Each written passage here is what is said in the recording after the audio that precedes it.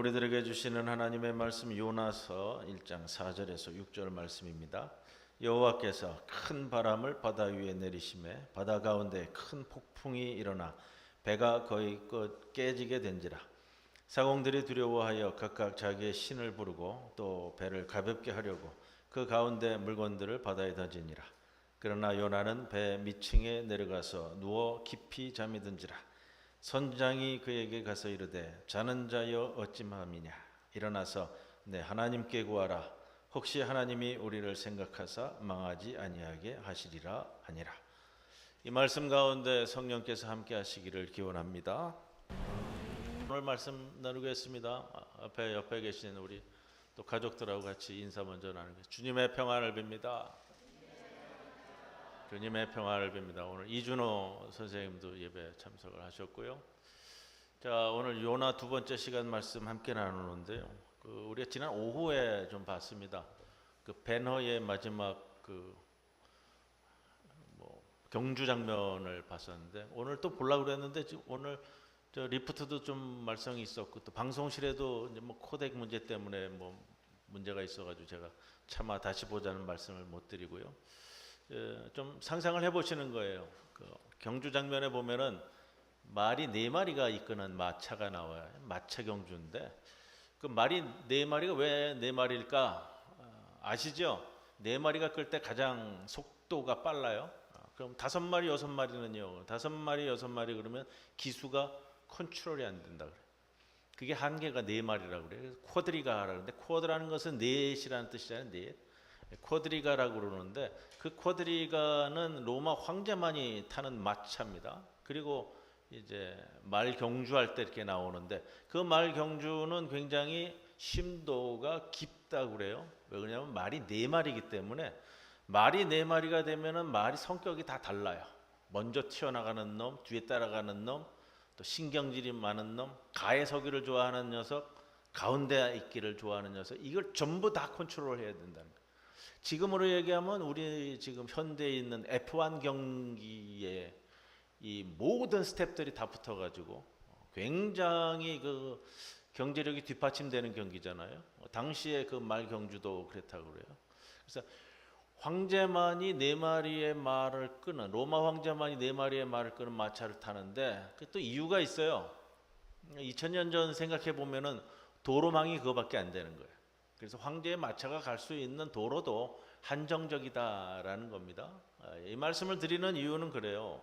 여기에 빗대어서 우리 초대교회 때 제자들이 이제 별세한 다음에 교회를 이끌어갔던 교부들이라고 합니다. 교부 그러면 이제 처치 파더이라는 말인데 교회 초대교회를 이끌어갔던 교부들이 당시에는 성경 66권이 정립이 안 돼 있었잖아요. 그럼에도 불구하고 이제 말씀을 가지고서는 예배 때 함께 나누어야 되는데 중요한 건 그거예요. 지금도 그렇지만 성경 해석에 대한 문제, 성경 해석을 어떻게 가져갈 것이냐, 이게 이제 대두가 됩니다. 김성태 집사님 그 PPT 하나 올려주세요. 그래서 이 쿼드리가라는 4마리 말에 맞추어서 보통 이 4가지 해석을 제시를 하고요. 여기에 맞춰서 성경 해석을 가는데 이게 동일하게 지금 우리 시대에도 해당이 되기 때문에 여러분들에게 좀 요거를 말씀을 드리고 오늘 설교를 이어갈 건데 첫째는 축자적 해석이에요. 축자적, 문자적 해석, 문자 그대로 문자적 해석을 하는 거고요. 두 번째는 은유적 해석이에요. 성경 말씀, 단어, 표현들이 가지고 있는 은유적 해석, 상징, 역사적인 배경, 문화적인 것들을 다 감안을 해서 해석을 하는 거예요.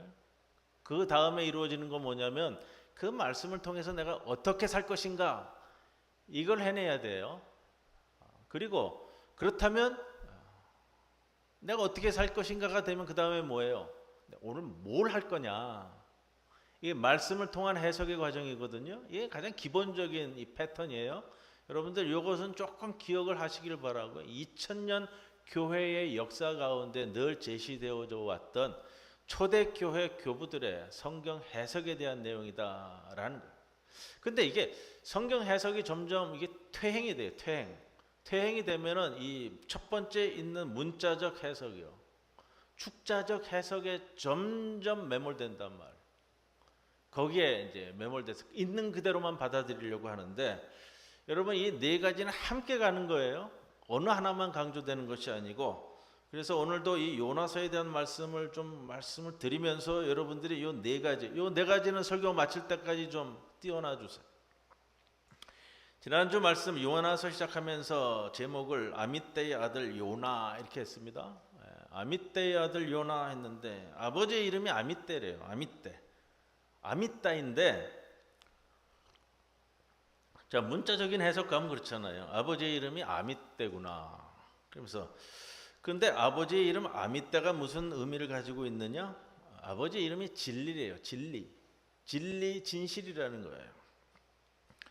자, 진리라고 여기는 것을 요나가 붙들고, 은유적 해석을 들어가는 거예요. 그 가운데 잘 살아온 요나예요. 제가 그러면서 지난주에 말씀을 드렸어요. 뉘앙스적으로 통일의 아들 홍길동, 정의의 아들 박문수 이렇게 가면은 뉘앙스가 오잖아요. 근데 진리의 아들 요나래요.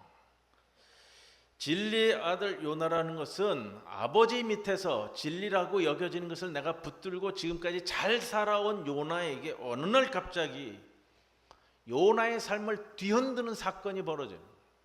이게 여호와의 말씀이 임했다란, 그 말씀이 뭐냐고 하느냐? 니느웨로 가서 외쳐라라는 거예요.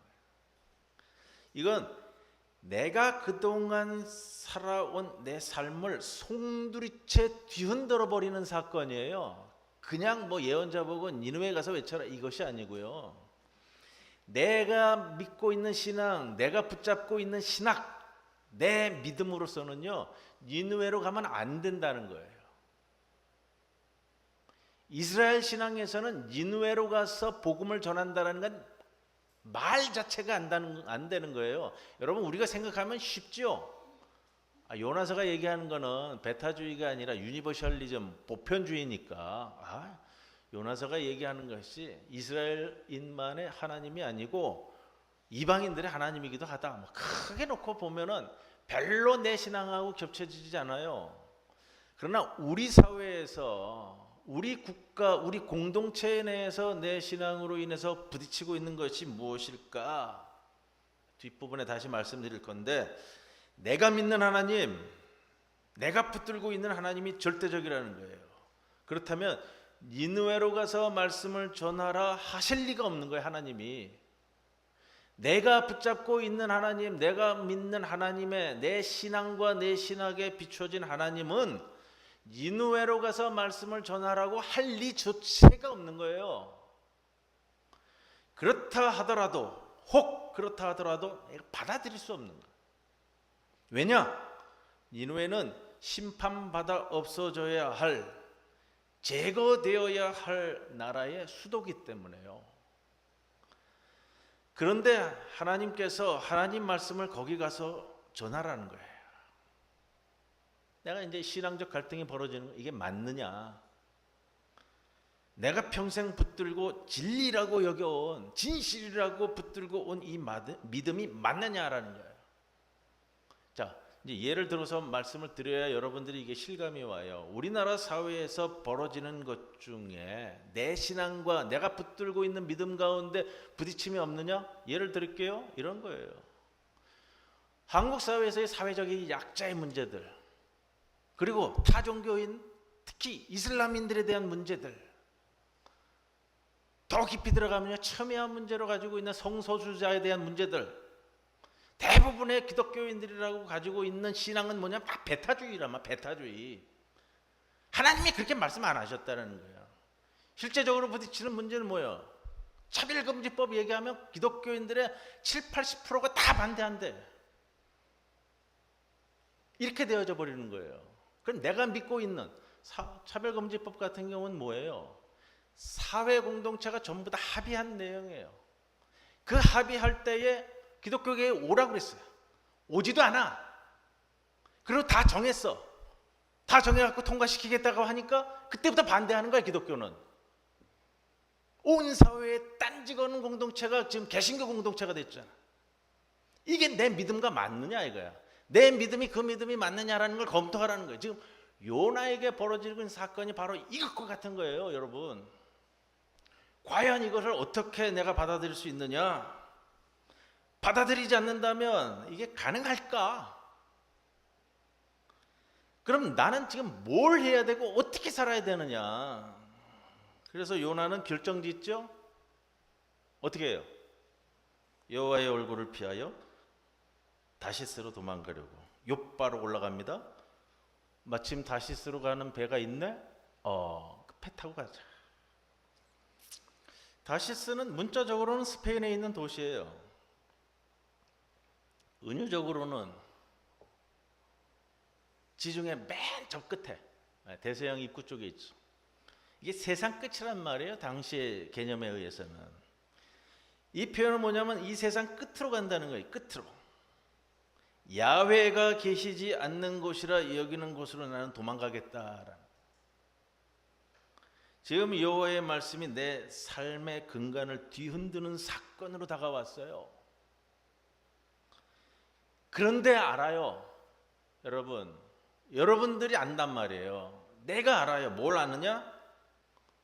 그 말씀이 맞다라는 걸. 그 말씀이 옳다라는 걸. 그 말씀 그대로 살아야 한다는 걸 내가 이미 알고 있다라는 걸.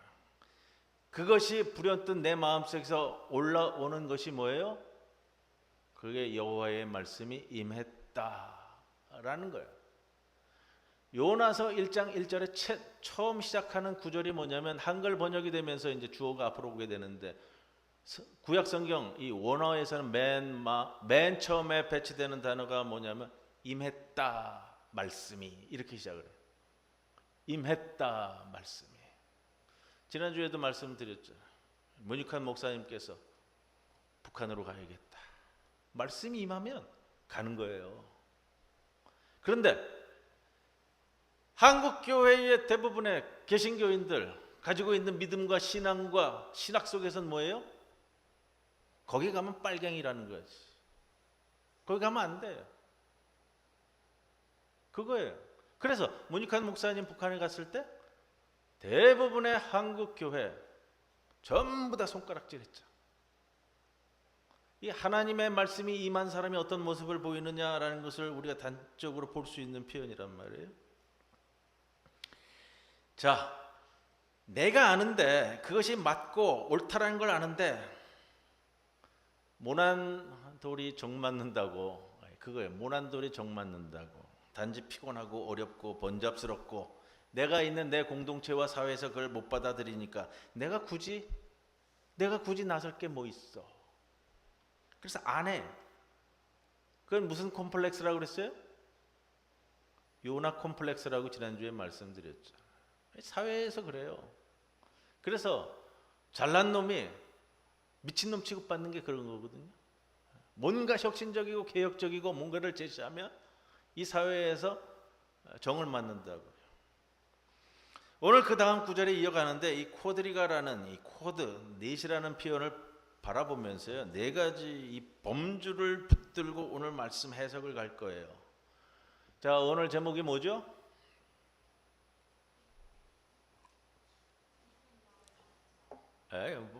대답이 빨리빨리 나오셔야죠. 오늘 주보 이렇게 딱 보면서 오늘은 어떤 말씀의 제목으로 함께 나눌까? 그 제목에 제가 모든 걸 다 담고 있잖아요. 깊은 잠을 자는 자, 잠자는 말씀을 드릴 건데 여러분 밤에 잠 잘 주무세요? 잠 잘 주무세요? 몇 주 전 읽은 기사인데요.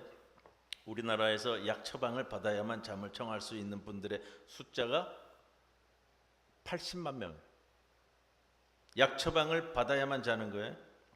우리 교회에서도 잠 못 이루셔서 약 처방 받는 분 제가 알고요. 제 주변에서 상당수 있는 거 보거든요. 젊으신 분들은 잘 없어요. 왜냐면 젊으신 분들은 대부분 머리만 땅에 닿으면 다 주무시니까. 히브리어의 잠에 관한 단어가 네 가지가 쓰여져요. 첫째는 할람이라는 단어인데 일반적인 잠이면서 꿈을 얘기해요. 사람은 자면서 일반적으로 다 꿈을 꾼다고 얘기합니다. 야곱의 형 에서의 야곱에게서 도망쳐서 돌베개 잠을 자면서 꿈을 꿀 때 야곱은 사막에서 사다리를 보았고 천사가 하늘나라로 오르내리는 꿈을 꿉니다. 그 꿈을 할람이라 그래요. 이 표현이고, 두 번째는 야산이라는 단어를 써요. 밤이면 찾아오는 일반적인 잠을 의미할 때 야산이라는 동사를 씁니다. 세 번째 놈이라는 단어가 있어요. 너무 그러는데 너무 졸려서 이 골아떨어지는 거를 갖다가 이 표현을 쓴다 그래요.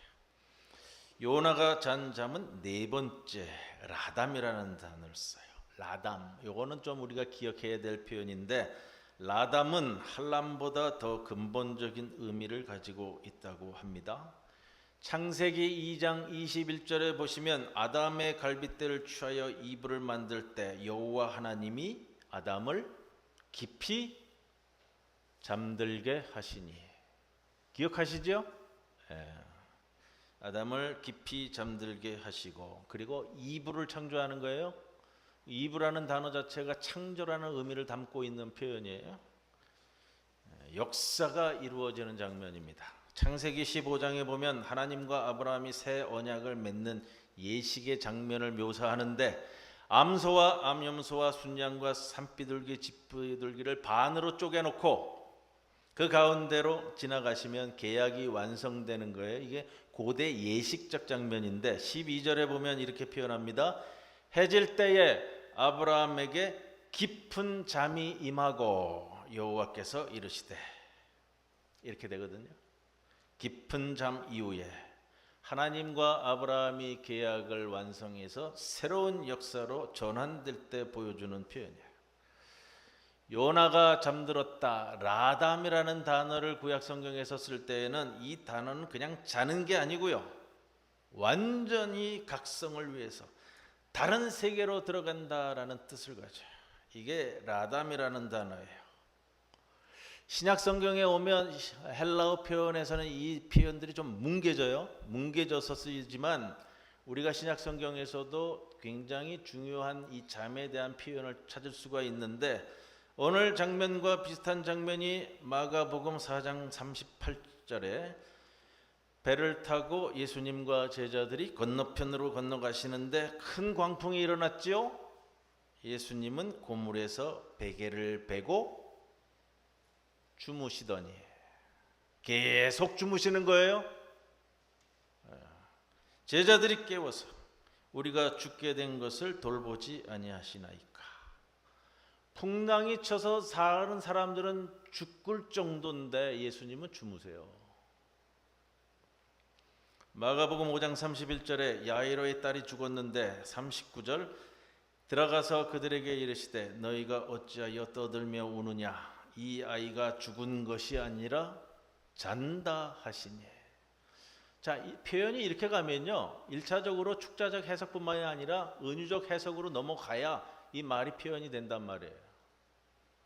요한복음 11장에 나사로가 죽었습니다. 마르다 마리아가 내 오빠가 죽었습니다. 우리 주님 뭐라고 말씀하셨어요? 나사로가 잠들었도다, 내가 깨우러 가노라. 여러분, 깊은 잠을 자야 부활할 수가 있습니다. 이 축자적 해석, 은유적 해석을 넘어서는 거예요. 여러분, 성서의 인물들은 깊은 잠을 통해서 하나님을 만났거나 새로운 인물로 만들어지는 등장을, 다시 태어나는 장면에 이 깊은 잠이라는 표현이 반복이 됩니다. 오늘 본문 요나가 깊은 잠에 빠져 폭풍이 이는데도 모르고 잡니다. 무슨 말씀일까?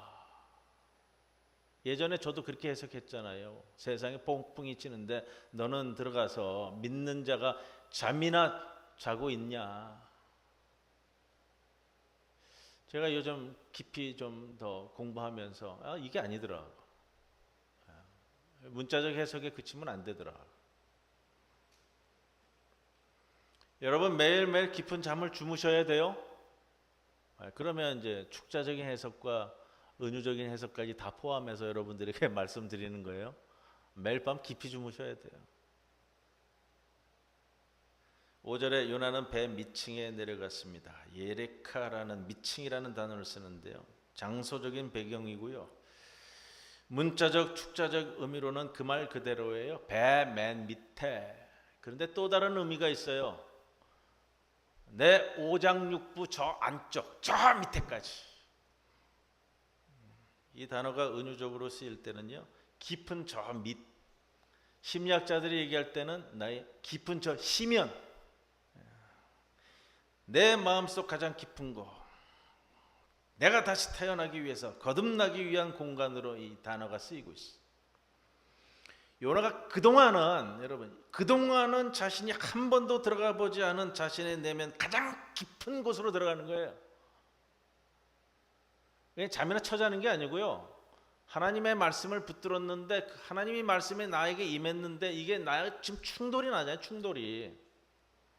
충돌이 나면 그냥 도망가는 게 다해수가 아니라 도망가는 과정 중에서 내가 내 심연 깊은 곳에서 이거를 검토를 해야 하잖아요. 성찰이. 요나의 그 모습을 보인다고요. 게을러 갖고 가기 싫어서 그냥 배 밑창에 간 게 아니고요. 왜 내가 니느웨로 가야 되는지, 아니면 내가 왜 다시스로 가야 되는지 자기 정체성에 대한 엄청난 고민 중이란 말이에요. 그래서 내 의식과 내 삶의 저 맷뿌리까지 내려가기 위해서는 깊은 잠을 자는 거예요. 또 재밌는 표현이 있어요. 배의 가장 깊은 곳 내려가, 배 밑창에 내려가 누웠다 하는데, 여러분, 누웠다라는 시브리어는 또 다른 의미는 뭐냐면요, 우리나라 말 표현하고 똑같더라고요. 누웠다라는 건 죽었다라는 거예요. 오래된 내 자아를 죽이는 장소, 저 나의 심연 저 밑바닥까지 들추어내서 죽이고 내가 받아들일 수 없는, 여러분, 그동안은 지금은 내가 받아들일 수 없는 내 믿음, 내 신앙적 갈등 상황을 나타내주는 표현이라더라고요. 순서가 좀 바뀌었습니다만 4절로 갈 건데, 여호와께서 큰 바람을 바다 위에 내리심에 큰 폭풍이 일어나, 이렇게 오늘 본문이 시작이 되잖아요. 큰 바람, 폭풍이 일었대요. 폭풍하면 생각나는 거 있으시죠? 우리가 1년이 넘게 욥기에 대한 말씀을 제가 강해를 했었는데 38장 4절에 폭풍 가운데 욥에게 말씀하시니라 나오잖아요. 엘리야 선지자도 마찬가지죠. 큰 바람 가운데 하나님께서 말씀하셨다. 이 상징적인 표현이 은유적인 표현인데, 욥기의 폭풍 속에서 하나님께서 나타나셔서 하신 말씀이 있어요. 욥아, 내가 세상을 창조할 때 네가 어디 있었느냐. 욥이 계속 반문을 했잖아요.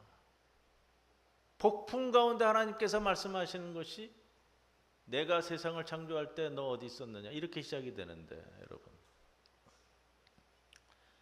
창세기 1장 2절에 보면 깊음 위에 하나님의 영이 수면 위에 운행하시니라. 이 창세기 1장을 할 때 시작되는 표현인데, 하나님의 영 할 때 루아흐 엘로힘 이렇게 단어를 써요. 루아흐란 말은 제가 여러분들에게 말씀 많이 드렸고요. 하나님의 영 할 때, 영을 뜻하는 것은 성령 할 때는 구약 성경에서 루아흐라는 단어가 계속 나옵니다. 말씀을 드렸어요. 자, 오늘 큰 바람 하면요, 어떤 단어가 쓰냐면 루아흐 까돌라 이렇게 써요. 큰, 까돌라는 이게 크다라는 거예요. 루아흐는 성령이기도 하고 하나님이기도 하고, 성경에 계속 신약 성경에도 보면 반복되는 표현 중에 바람을 뜻해요. 바람. 같은 단어를 써가지고 해석을 달리 하는데, 2절에 보면은 큰 성읍, 니느웨 성 이렇게 되죠. 큰 성읍 하면 가돌라 하이르, 그래서 크다라는 뜻이에요. 큰 바람 하면 루하우 가돌라 해서 큰 바람이 났다. 폭풍은 여러분 하나님의 등장을 나타낼 때 자주 표현되는, 관용적 표현으로 주로 나타난단 말이에요. 지금 요나가 다시스로 가죠. 다시스로 갈 때 폭풍을 일으켰어요. 큰 바람을 일으켰다라는 것은 하나님께서 하시고자 하는 말씀이 있는 거예요. 요나서의 주제는 이방인들이 구원받아야 되느냐 이걸 둡니다. 신앙적 배타주의를 넘어서 보편주의로 가는 대전환을 나타내주는 장면들이에요. 배타주의는 이거예요. 내가 알고 있는 세계, 내가 붙들고 있는 믿음, 자신이 알고 있는 사상, 이것만 진리고 나머지는 가짜다라는 거예요. 이걸 종교에서는 근본주의라고 그래요. 개신교 근본주의다 그러면은 우리가 더 큰 건 뭘 알 수 있어요? 이슬람 근본주의, 이슬람 원리주의 그러면 여러분들 탁 마음에 와닿잖아요. 왜? 사건들이 많아지니까. 개신교 근본주의다 그러면 여러분들 이렇게 탁 와닿아요? 한국 교회의 개신교 근본주의가 80%예요. 그러니까 이슬람하고 자꾸 부딪히는 이유가 뭐예요? 이슬람 원리주의, 이슬람 근본주의가 대세니까 한국의 개신교회는 개신교 근본주의가 대세니까 자꾸 부딪히는 거 아니에요. 근데 한국에 있는 이런 개신교 근본주의는요, 여러분 유럽이나 미국 교회 가면 이런 개신교 근본주의는 15% 이하예요. 15% 이하. 그러니까 세계 교회가 한국 교회를 볼 때 계속 갸우뚱하잖아요. 이상한 교회, 이상한 교회, 한국 교회는 차별금지법 얘기가 나오면 한국에서는 교회가 맨 처음에 나가지고 이걸 통과시켜야 된다고 울부짖어야 되는 게 교회예요. 근데 그 반대거든. 그러니까 세계 교회가 볼 때 한국 교회는 희한한 교회가 된 거예요 지금. 내가 믿고 있는 이 종교가 세상을 지배해야 된다고 그런 신념을 가지고 살면 이게 십자군 전쟁을 일으키는 거예요. 그런데 요나서는 그게 아니라 보편주의를 우리에게 얘기한단 말이에요. 유니버셜리즘을 얘기하는데 야훼는 더 이상 이스라엘의 신들의 신뿐만 아니라 심지어 북이스라엘을 멸망시킨 아시리아 제국과 그 수도 니느웨를 구원하는 신이고, 이게 다가갈 수 있느냐라는 거예요. 사실 하나님이 누구를 구원할지, 여러분 그거예요. 사실 하나님이 누구를 구원할지 인간이 간섭하지 말라는 거예요. 그 간섭이 시작되면 그게 우상이 되는 거예요. 하나님에 대해서 인간이 간섭하고 하나님은 이런 분이다라고 규정하기 시작하면 그게 우상이 되는 거예요. 이게 신성모독이에요. 정확한 의미로서는. 만일 하나님이 이스라엘인들만의 신이라는 주장은 그런 신은 우상이고 가짜다라는 건데, 여러분 요나서에 등장하는 야훼는 여기서 한 걸음 더 나가는 거예요. 니느웨 성 운명뿐만 아니라 그 도시 안에 거주하는 사람들뿐만 아니라 그 도시 안에 있는 가축들의, 여러분 거기까지 나가요. 가축, 동물들, 가축과 동물들의 안녕에도 관심이 있는, 모든 생명을 존중하는 생명의 하나님이라는 거예요. 고대 사회잖아요. 고대 사회. 요나가 쓰여진 것은 기원전 700년경에서 600년경 사이에 저술된 것으로 이야기되어져요. 그럼 지금으로 얘기하면 지금부터 약 2700년 전에, 그때는 사람이라고 인간이라고 얘기할 때는 노예와 여자는 사람이 아니에요. 그런데 가축과 동물들까지 모든 생명을 존중하는 생명의 하나님, 이것이 생명 존중 사상의 요체입니다. 요나가 니느웨에게 말씀을 전달했을 때 우리가 다시 또 다룰 말씀이지만 가축까지 금식하고 회개 의례를 치렀다고 기록합니다. 내가 붙들고 있는 내 믿음과 내 신앙에서의 대전환, 여러분 욥기를 다룰 때 그런 말씀을 드렸어요. 신명기 신학의 바탕을 두면은요, 뭐죠? 신명기 신학의 바탕을 두면 이게 번영 신학의 기초잖아요. 내가 하나님 말씀 잘 따르고 잘 믿고 잘 준행하면 하나님이 날 축복해 줄 것이다. 잘 따르지 않으면 징벌을 받을 것이다. 이게 신명기 신학의 가장 간단한 요체예요.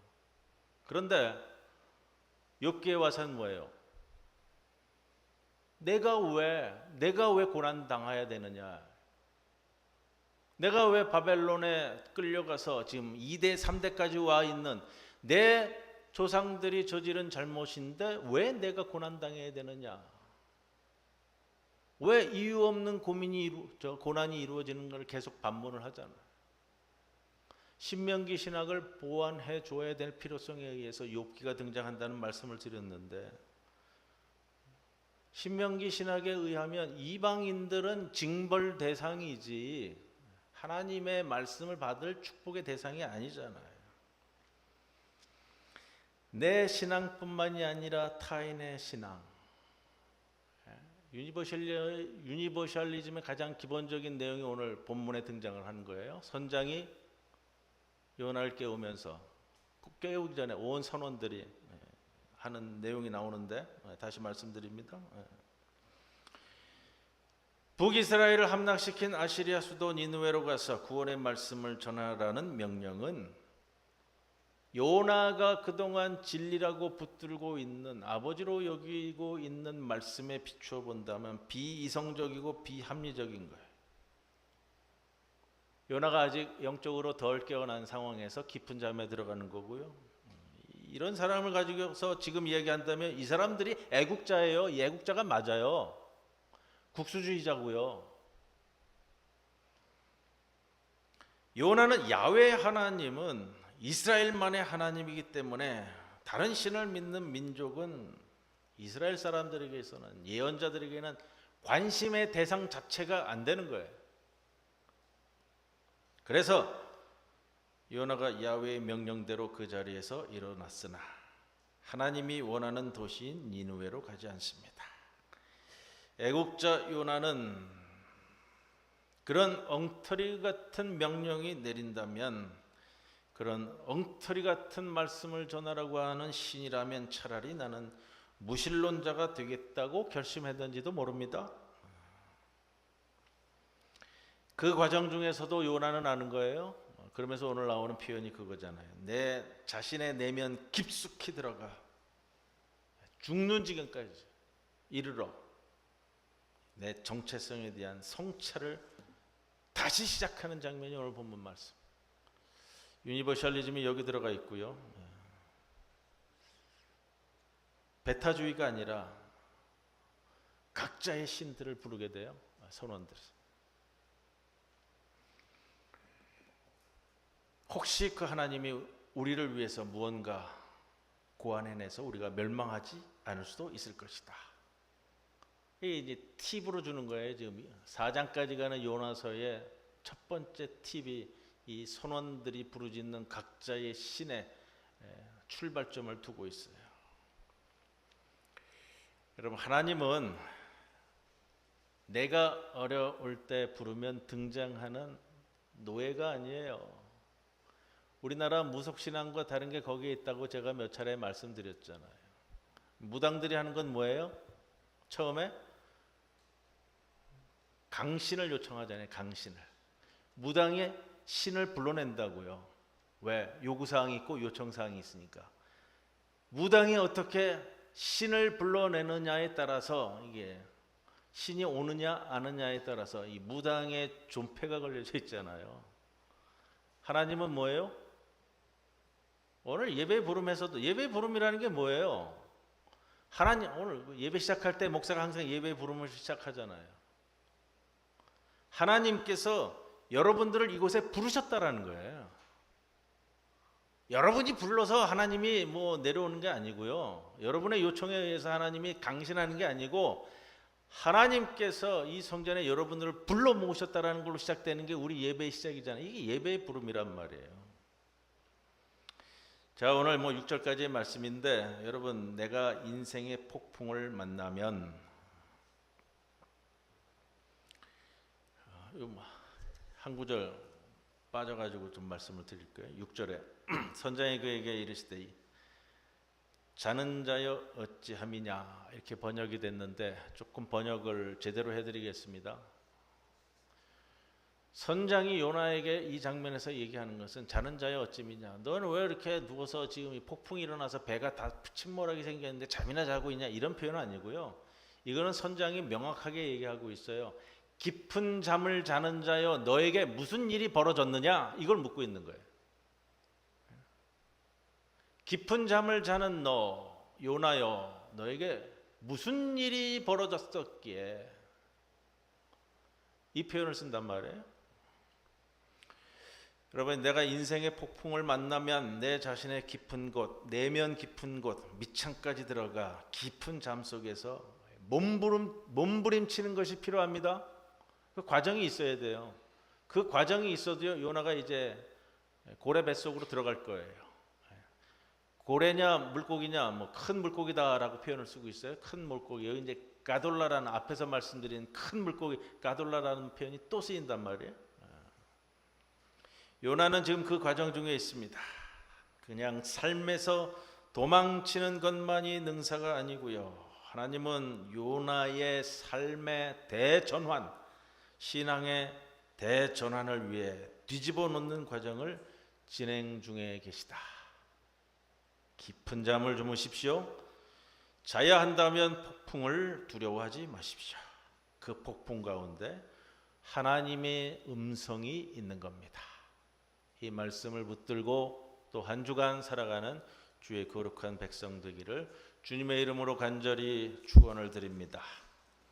고마우신 아버지 하나님, 오늘도 저희들을 부르셔서 주님의 성전 이곳에 주님의 부름대로 있게 하심을 감사드립니다. 특별히 저희들에게 귀한 추석의 명절을 허락하셨사오니 주의 말씀을 따라 사는 삶 가운데 행복하고 기쁘고 즐겁고 감사하는 삶이 되게 하여 주시옵소서. 추석 명절 동안 오고 가는 모든 말씀들, 주께서 우리에게 베풀어 주신 은혜의 말씀을 나누고 복된 말씀을 나누는 아름다운 기간 되도록 인도하옵소서. 감사드리며 예수님의 이름으로 기도드리옵나이다. 아멘.